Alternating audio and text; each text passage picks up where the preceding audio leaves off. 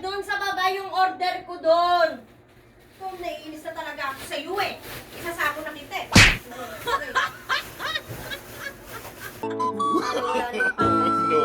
Tatapo na kita.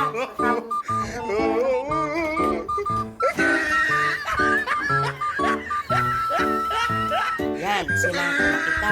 Puro ka kasi kapalpakan. Diyan ka na, sa sako na yan. Hindi ka na makakalabas. Ewan ko pa kung pumalpak ka pa.